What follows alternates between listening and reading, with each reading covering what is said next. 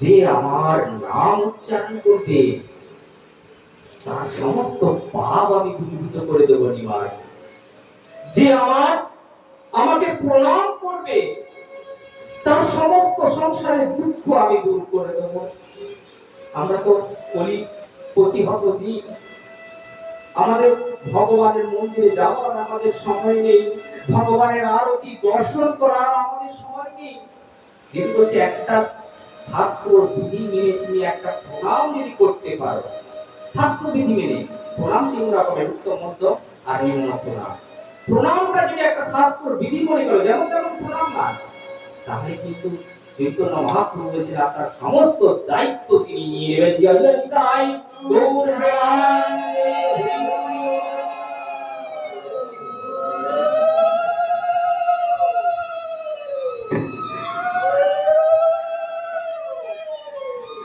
বুঝছে প্রণামটা একটা ছল। প্রণাম আমরা এসে একটা চক্করে একটা প্রণাম করে বুঝছি, এটা ছল।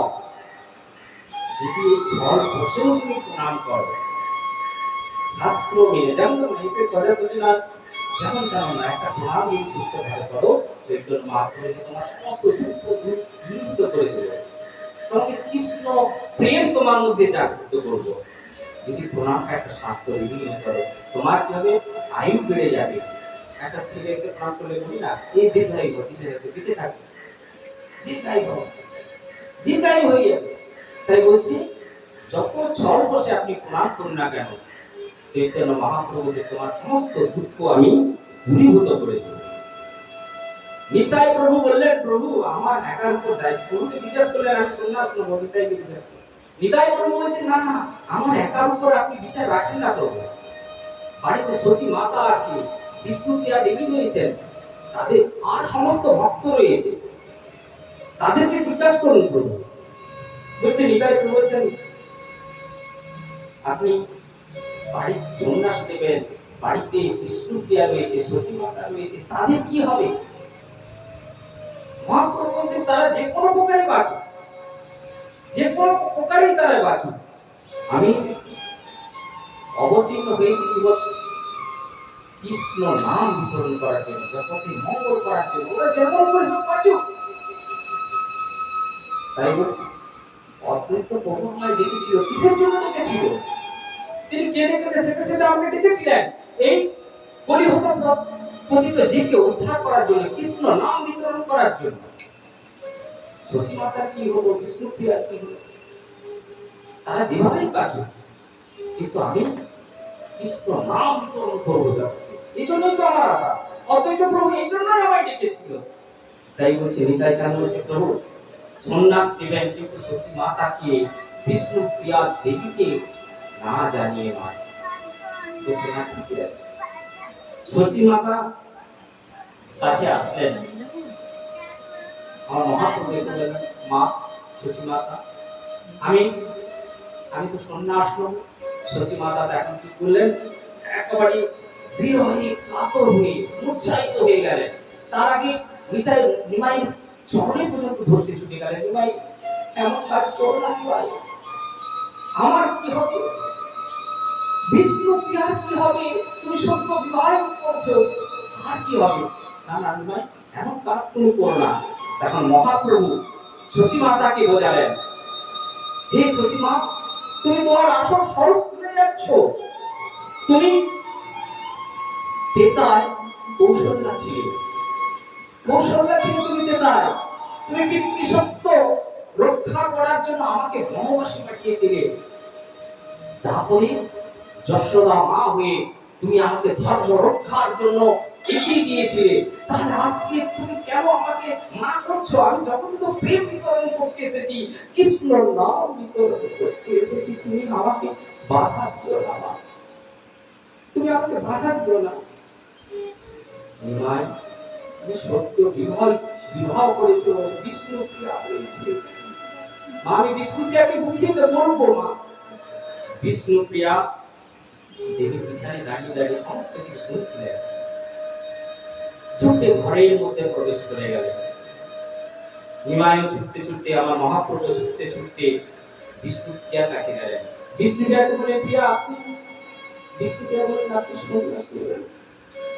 ঠিক আছে, আমি সন্ন্যাস নেবেন, ঠিক আছে, শুধু তোমার চরণে এটুকু আমার প্রার্থনা, আপনি যখন যাবেন আপনার চরণে সঙ্গ করে আমাকে দেখে নিয়ে যাবেন প্রভু, আমাকে ছেড়ে দিয়েন না প্রভু। যেমন করে পঞ্চ পাণ্ডবের সঙ্গে দ্রৌপদী গেছিল বনবাসে, যেমন করে সীতা দেবী গেছিলেন রামের সঙ্গে বনবাসে, তেমন করে তুমি আমাকে তোমার চরণের সামনে বেঁধে নিয়ে যাও প্রভু, না হলে আমি আমি আর বাঁচবো না প্রভু। তুমি আমাকে তোমার সঙ্গ করে নিয়ে যাও।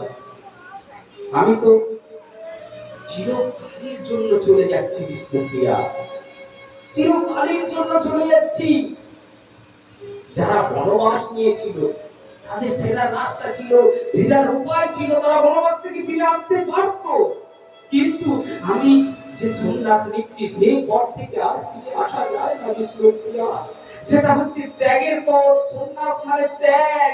আমি ত্যাগ নিয়ে নিচ্ছি সংসার থেকে, তোমার থেকে কৃষ্ণ প্রেম বিতরণ করার জন্য আমি তোমার থেকে ত্যাগ নিচ্ছি। তুমি বুঝতে পারছো না কেন? তার মানে সমস্ত ত্যাগের জন্য আমি দায়ী প্রভু। আমি আমি কারণ রাখি, আমি গৃহে অধিষ্ঠিত হয়ে ভজন করতে পারছি না আমার জন্য, আমি কারণ রাখি।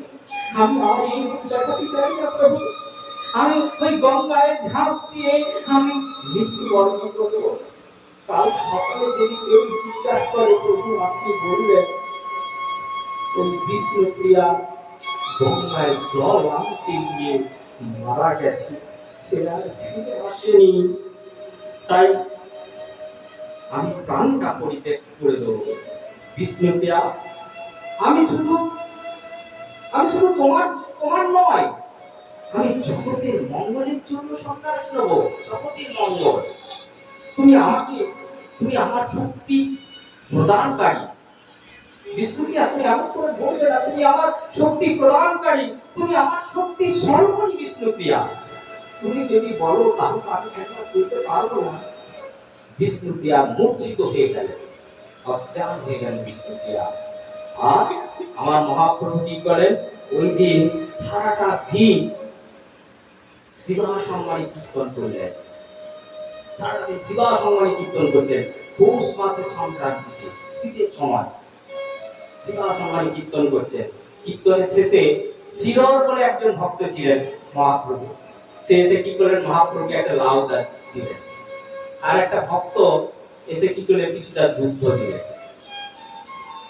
মহাপ্রভু কি করলেন, সমস্ত ভক্তের চরণ নিজের মস্তকে নিলেন, সেখানে ভূমিষ্ঠ হয়ে তিনি প্রণাম করলেন, শ্রীবাসকে আলিঙ্গন করলেন। জানেন মহাপ্রভু জানেন আমার আর কখনোই শিবা সম্মানে আর আসা হবে না, তাই সব শেষ বিদায় সবাইকে জানালেন। আর ওই লাউটা নিয়ে এসে দুগ্ধ নিয়ে এসে সতী মাতাকে দিলেন, মাতা তুমি দুগ্ধ লাউ পায়েস তৈরি করো, আমি রাত্রে একটু প্রসাদ নেব, দুগ্ধ লাউ প্রসাদ।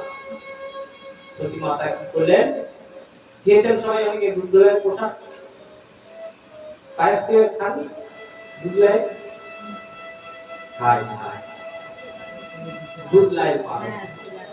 মহাপ্রভু কি করলেন, ওই দুধ লাউয়ের প্রসাদ পেলেন, পেয়ে সুন্দরভাবে প্রসাদ নিয়ে আনন্দের প্রসাদ পেলেন। আর বিষ্ণুপ্রিয়া হৃদয়টা যেন কি যেন আজকে অশুভ অশুভ মনে হচ্ছিল। মহাপ্রভুর জন্য কি করেছেন, বিষ্ণুপ্রিয়া একটা পাত্রে করে চন্দন মালিকা পুষ্প নিয়ে তিনি মহাপ্রভুকে শৃঙ্গার করবে বলে ঘরের মধ্যে বসে আছে। মহাপ্রভু হাত পেয়ে গৃহের মধ্যে প্রবেশ করল। বিষ্ণুপ্রিয়া রোদন করছে, কান্না করছে, প্রচন্ড কান্না করছে।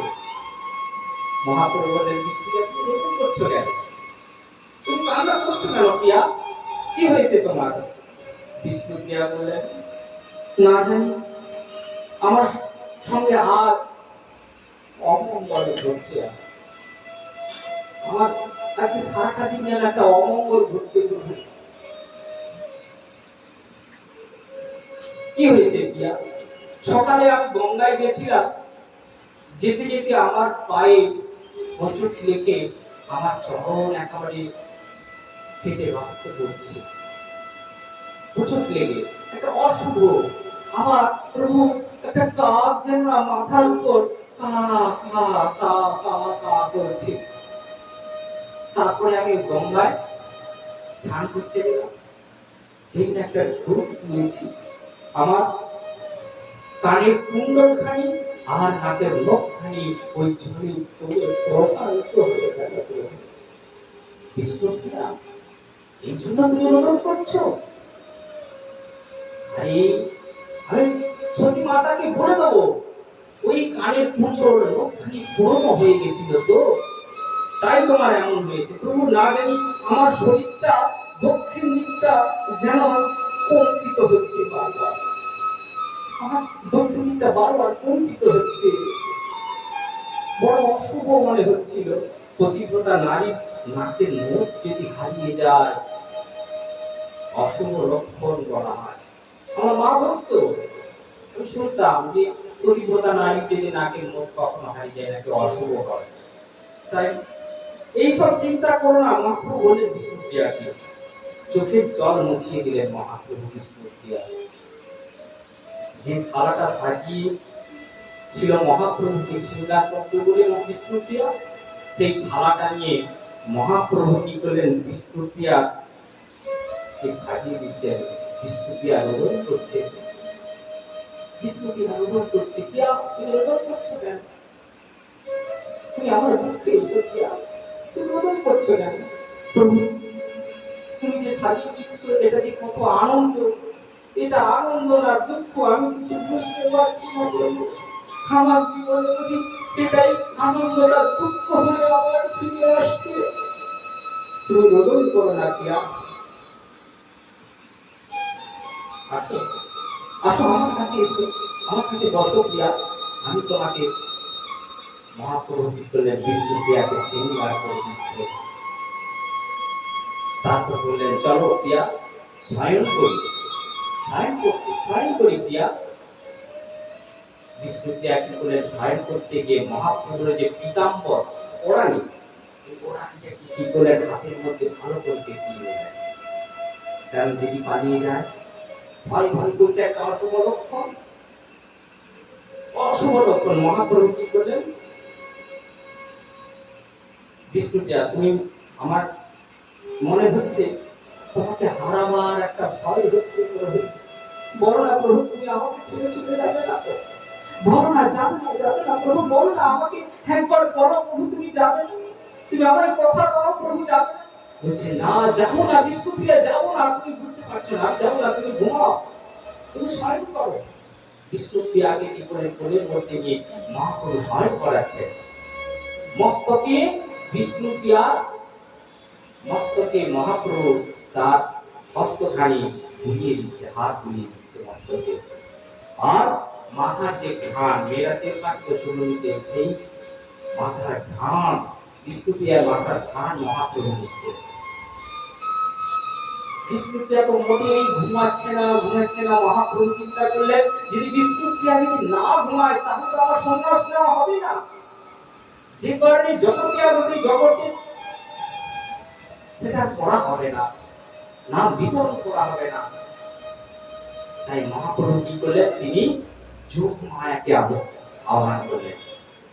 সঙ্গে সঙ্গে কি করলেন, যোগ মায়া এসে ওই বিষ্ণুপ্রিয়ার চোখে অবস্থান করলেন। বিষ্ণুপ্রিয়া আস্তে আস্তে নিদ্রায়িত হয়ে গেলেন। আর মহাপ্রভু দেরি করলেন না, তিনি কি করলেন, সঙ্গে সঙ্গে উঠে পড়লেন। আর বিষ্ণুপ্রিয়া ওই পীতাম্বর বস্ত্রখানি ফেলে দিচ্ছে, ওটা কিন্তু ছাড়েন ঘুমের মধ্যে। আস্তে করে মহাপ্রভু হাতটাকে সরিয়ে দিলেন, দিয়ে তিনি উঠে পড়লেন। উঠে পড়ে তিনি দেখছেন যে বিষ্ণুপ্রিয়া ঘুমিয়ে রয়েছে। বিষ্ণুপ্রিয়া ঘুমিয়ে রয়েছে, একবার চার বদনখানি দেখছেন বিষ্ণুপ্রিয়ার দিকে তাকিয়ে। এমন করে বিষ্ণুপ্রিয়া তো ঘুমিয়ে রয়েছে, ঘুমায়িত অবস্থায় বিষ্ণুপ্রিয়ার ওই চোখের কোণ থেকে বিন্দু বিন্দু অশ্রু মাটিতে টপ টপ করে পড়ছে। মহাপ্রভু কি করছে, বিষ্ণুপ্রিয়ার চোখের জলটা মুছিয়ে দিচ্ছেন আর বলছেন, বিষ্ণুপ্রিয়া তুমি চোখের জল ফেলো না, ওটা তুমি সঞ্চয় করে রাখো, ভবিষ্যতে তোমাকে আরো কাঁদতে হবে, আমার জন্য তোমাকে কাঁদতে হবে, তোমাকে দুঃখ পেতে হবে, কষ্ট পেতে হবে, বিষ্ণুপ্রিয়া তুমি চোখের জলটা সঞ্চয় করে রাখো। মহাপ্রভু বলেন, দ্রুত বেগে বিদ্যুতের গতিতে একেবারে কক্ষ পরিত্যাগ করলেন। সম্মুখে সচিমাতা খাটিয়া পেতে, ঘরের পায়ে খাটিয়া পেতে শুয়ে আছে। সচিমাতাকে প্রণাম করলেন ভূমিষ্ঠ। সমস্ত নবদ্বীপ বাসীকে সেখান থেকে প্রণাম জানালেন। তারপর তিনি কি করলেন, বেগে ছুটে চলেছে, আর হৃদয়ে কৃষ্ণ ভাব এসে আবির্ভূত হলো, রাধা ভাব হৃদয়ের মধ্যে প্রকট হলো। সঙ্গে সঙ্গে মহাপ্রভু দ্রুত বেগে হা কৃষ্ণ বলতে বলতে একেবারে দৌড়ে চলেছে, দু হাত তুলে জয় জয় নিতাই বলবে আনন্দে।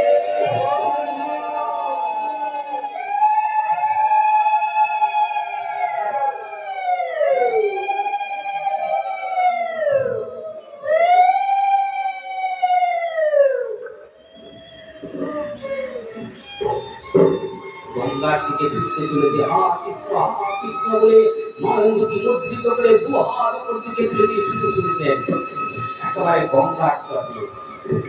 সেখানে কে কে অপেক্ষা করছে? সেখানে অপেক্ষা করছে মুকুন্দ দত্ত, চন্দ্রশেখর আচার্য, ব্রহ্মানন্দ, গদাধর, তারা অপেক্ষা করছেন। মহাপ্রভু যেই গেলেন, গদাধর বললেন, প্রভু একটা গঙ্গা ঘাটে প্রভু একটা নৌকোর ব্যবস্থা করতে হবে উপায় পাওয়ার জন্য। কে কার কথা শুনে কি নৌকো? একেবারে কৃষ্ণ ভাবে উদিত হয়ে মহাপ্রভু কি করলেন, ওই গঙ্গার বক্ষে ঝাঁপ দিলেন। ঝাঁপ দিয়ে সাঁতরে সাঁতরে সাঁতরে সাঁতরে দিয়ে ওপারে বেরিয়ে গেলেন। আর সঙ্গে সঙ্গে ওই মুকুন্দ দত্ত আর আনন্দ আচার্য, ব্রহ্মানন্দ আচার্য, গদাধর, এরাও সঙ্গে সঙ্গে ঝাঁপ দিলেন জলে। সাঁতরে সাঁতরে গঙ্গার নদী বের হয়ে পাশে চলে গেলেন। মহাপ্রভু বের হয়ে হা কৃষ্ণ বলতে বলতে তিনি ছুটে চলেছেন, সারা রাত ধরে ছুটতে ছুটতে তিনি সকালবেলা কাটোয়ায় এসে পৌঁছে গেলেন। কাটোয়াতে এসে পৌঁছে মহাপ্রভু জিজ্ঞাসা করলেন, আচ্ছা এখানে কেশব ভারতীর আশ্রম কোনটা? কেশব ভারতীর আশ্রম ভক্তরা দেখিয়ে দিলেন, সামনে কেশব ভারতী আশ্রম। মহাপ্রভু একটা গাছের গোড়ায় হেলান দিয়ে হা কৃষ্ণ কৃষ্ণ বলছেন, রাতে হেলান দিয়ে রয়েছেন। যখন সূর্য উদয় কালে কেশব ভারতী মহারাজ তিনি কি করলেন, আশ্রম থেকে বেরোলেন। যেই না আশ্রম থেকে বেরোলেন, ওটা কি দেখে মনে হচ্ছে শচীন নন্দন নিমার। হা কৃষ্ণ বলছে, শচীন নন্দন নিমাই। তেমন ভক্ত বলছে, হ্যাঁ প্রভু শচীন নন্দন নিমাই, ও আপনার কাছে সন্ন্যাস নেওয়ার জন্য এসেছে। আমার কাছে সন্ন্যাস? না না না না, আমি শুনেছি ওর বিয়ে এখন শুনছি মাতা রয়েছে, বৃদ্ধ মা রয়েছে। অল্প দিন হলো বিষ্ণুপ্রিয়া নামে এক নারীকে বিবাহ করেছে। আমিও তো সন্ন্যাস দিতে পারবো না। সঙ্গে সঙ্গে মহাপ্রভু কানে গেল কথাটা। মহাপ্রভু কি করলেন, সঙ্গে সঙ্গে বলে সঙ্গে সঙ্গে ওই কেশব ভারতীর চরণে চলে গেলেন। হে গুরুদেব, তুমি আমার এই ভববন্ধন থেকে মুক্ত করে দাও গুরুদেব, আমাকে তুমি সংসার থেকে তুলে নাও গুরুদেব, আমার এই ভববন্ধন তুমি মুক্ত করো, আমাকে কৃষ্ণের করে দাও গুরুদেব, আমাকে গোবিন্দের দাস করে দাও, আমার এই ভববন্ধন তুমি মুক্ত করো গুরুদেব। বুঝছেন নিমাই, এই অধম কাজ তুমি আমাকে দিয়ে করিও না নিমাই, এটা অধম কাজ। এই কাজ যদি আমি করি তাহলে বিষ্ণুপ্রিয়াকে হত্যা করা হবে, শচীন মাতাকে বধ করা হবে। না, এই অধম কাজ আমি করতে পারবো না নিমাই।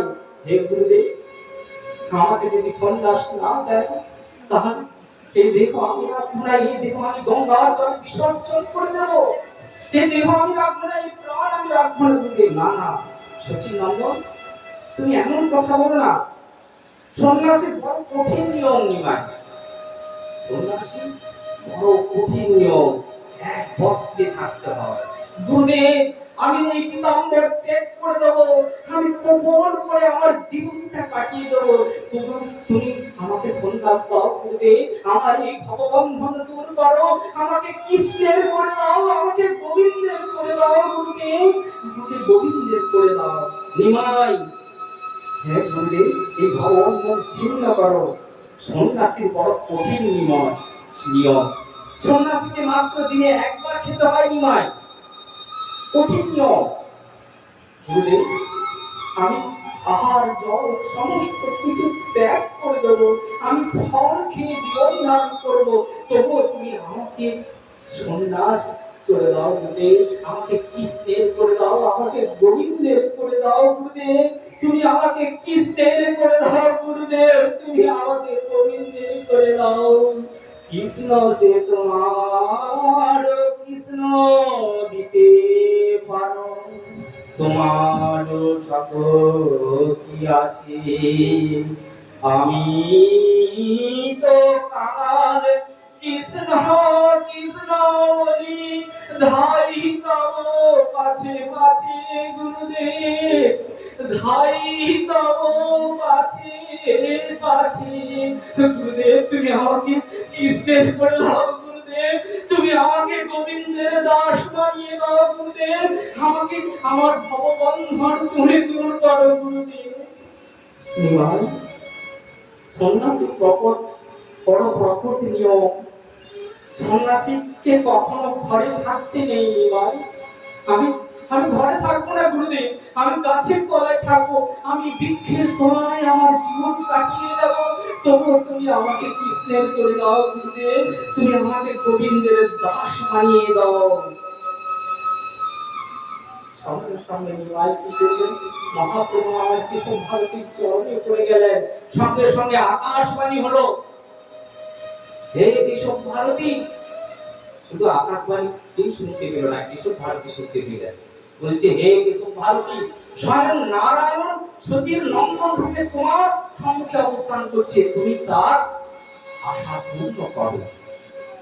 সঙ্গে সঙ্গে নিমাইকে বলে, নিমাই তথাস্তু, তোমাকে আমি সন্ন্যাস দেবো, তোমাকে আমি সন্ন্যাস দেবো, কিন্তু তোমার তোমার ওই শিক্ষা সূত্রহীন করতে হবে।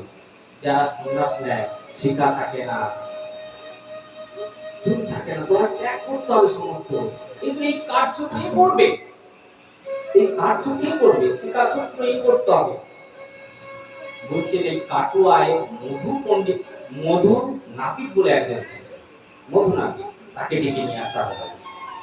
মধু নাপিতকে বলা হলো যে যাও এই মহাপ্রভু নিমাইয়ের শিক্ষা সূত্রহীন করে দাও। বলছেন মহাপ্রভু, এমনটা আমাকে দিয়ে করাবেন না, আমার ঘরে একটা সন্তান রয়েছে, যেটি বলেন এই খুব তার গলায় চালিয়ে দেবো, কিন্তু আমি ওই নিমাইয়ের যে কেস সূত্রহীন আমি করতে পারবো না গুরুজি। সঙ্গে সঙ্গে মহাপ্রভু আবার নিজে কি করলেন, ওই মধু পণ্ডিতকে জড়িয়ে ধরলেন, ভাই তুমি তুমি আমার ভগবান দূর করে দাও, ভাই তুমি আমাকে কৃষ্ণের করে দাও, তুমি আমাকে গোবিন্দের করে দাও। মধু নাপিতকে জড়িয়ে ধরে মহাপ্রভু কাঁদলেন। মধু নাপিত কি করলেন, মহাপ্রভু ওই কেশ মুন্ডন করে দিলেন। কেশটা নিয়ে মুন্ডন করার পর মধু নাপিত কি করলেন, তার ওই পুরো রক্তপস্ত্র কি করলেন, একবারে গঙ্গায় ছুঁড়ে ফেলে দিলেন। আটুয়াবাসী বললেন, আরে মধু, তোর জীবিকা চলবে কি করে, তোর ঘরে স্ত্রী রয়েছে, বাচ্চা, চলবে কি করে, তুই ফেলে দিলি সমস্ত। বলছে আমি গৌরাঙ্গে মেরেছি, অরণ কষ্ট করেছি, হৃদয়ে কষ্ট করেছি, মস্তক স্পর্শ করেছি, সেই হৃদয় সেই হস্ত দিয়ে আমি আর কারো বিঘাত রাখবো না। মহাপ্রভুর ওই চাচর কেস সব নিয়ে কি করলেন, এক কাটোয়ায় সমাধিত করা হলো। সমাধিত করা হলো আর মহাপ্রভুকে গঙ্গায় স্নান করতে বললেন কেশব ভারতী। তারপরে নিজের পিণ্ড, যে সন্ন্যাস নিজের পিণ্ড নিজেকে দান করালেন, মহাপ্রভুকে দিয়ে দান করালেন। করার পর তার কর্ণে কি করলেন, সন্ন্যাস মন্ত্র দিলেন। মহাপ্রভু সন্ন্যাস মন্ত্র শুনে বলেন, গুরুদেব, কাল যেন কোনো এক ব্রাহ্মণ এসে আমার কর্ণে এই মন্ত্র দিয়ে গিয়েছিল। তাই মহাপ্রভুর মহাপ্রভুর নামকরণ করলেন কেশব ভারতী। যতক জগতে কৃষ্ণ বলাইয়া করাইলে চৈতন্য কীর্তন প্রকাশিয়া, এতকে তোমার নাম শ্রী কৃষ্ণ চৈতন্য, সর্বলোকে তোমার হইতে যাহাতে ধন্য। নিমাই, আজ থেকে তোমার নাম হলো শ্রীকৃষ্ণ চৈতন্য। তুমি সমস্ত জগৎকে কৃষ্ণ নাম করে তাদের চৈতন্যের উদয় করেছো, তার জন্য তোমার নাম হলো শ্রীকৃষ্ণ চৈতন্য।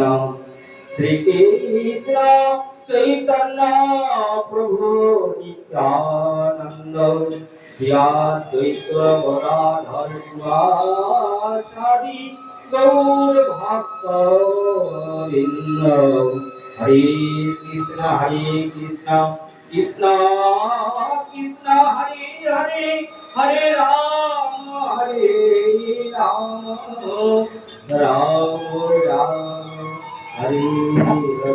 প্রেম से बोलो श्री कृष्ण चैतन्य वंदे राधा रानी की, श्याम सुंदर की, मैया लाल की, एकादशी व्रत की, भक्तवृंद की, विष्णु आश्रम की, जय जय गौर प्रेमानंद।